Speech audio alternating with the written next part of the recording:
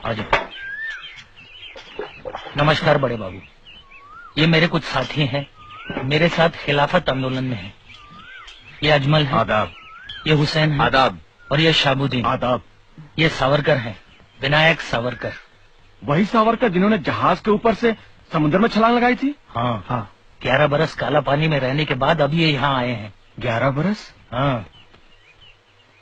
जनाब, आपको कितने वर्षों की कैद हुई है? 50 वर्षों की। 2 उम्र कैद हैं। क्या मैं आपसे बात पूछ सकता हूँ? पूछिए। आप वंदे मातरम और भारत माता की जय के नारे क्यों नहीं लगाते? हम इस तहरीक में इसलिए शामिल हुए हैं कि अंग्रेज तुर्की पर अपना कब्जा न जमाए। उन्होंने तुर्की को युद्ध में जीता है, मगर वहां के बादशाह को हम अपना खलीफा मानते हैं।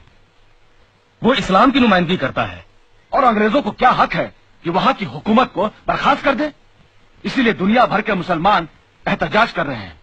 गांधी जी तो मुसलमान नहीं, वो फिर भी तुम्हारी मदद कर रहे हैं। तभी तो हम उनके शुक्रगुजार हैं। मगर गांधी जी तो अहिंसावादी हैं, वो तो हथियार उठाने के विरोधी हैं।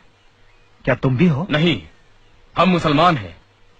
अगर वक्त आया तो हम हथियार भी उठाएंगे। अगर तुम गांधी जी की शिक्षा ही नहीं मानते तो उनके साथ क्यों हो? हम गांधी जी के साथ नहीं हैं, गांधी जी हमारे साथ हैं। गांधी जी क्यों मुसलमानों को उकसा रहे हैं कि तुर्की का बादशाह ही तुम्हारा बादशाह है? क्या वो समझते हैं कि मुसलमान पहले मुसलमान है और बाद में हिंदुस्तानी?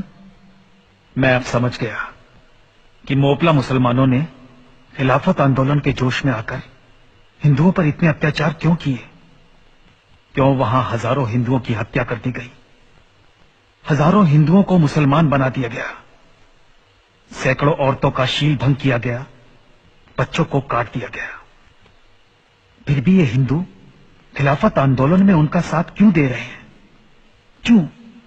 किसने इन्हें गुमराह कर दिया? मैं इन्हें बताऊंगा कि वो क्यों गुमराह हो गए हैं। वो भूल गए हैं कि वो हिंदू हैं। उन्हें इस बात का ज्ञान नहीं कि हिंदुत्व क्या है। क्या है हिंदुत्व? हिंदू हमारा नाम है और हिंदुस्तान हमारी मातृभूमि है। सभी हिंदू एक हैं, हमारा राष्ट्र एक है। एक राष्ट्र, एक जाति और एक संस्कृति के आधार पर ही हम हिंदुओं की एकता आधारित।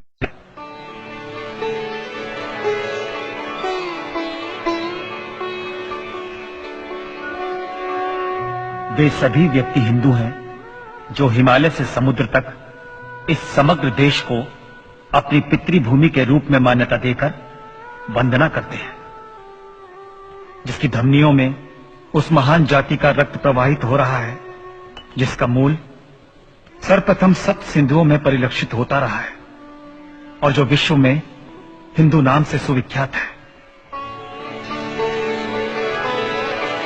हमारा कर्तव्य है कि हम देश में रहने वाले हिंदुओं, मुसलमानों, ईसाइयों और यहूदियों में ये पवित्र भाव जागृत कर सके कि हम सब सबसे पहले हिंदुस्तानी हैं और उसके बाद कुछ और।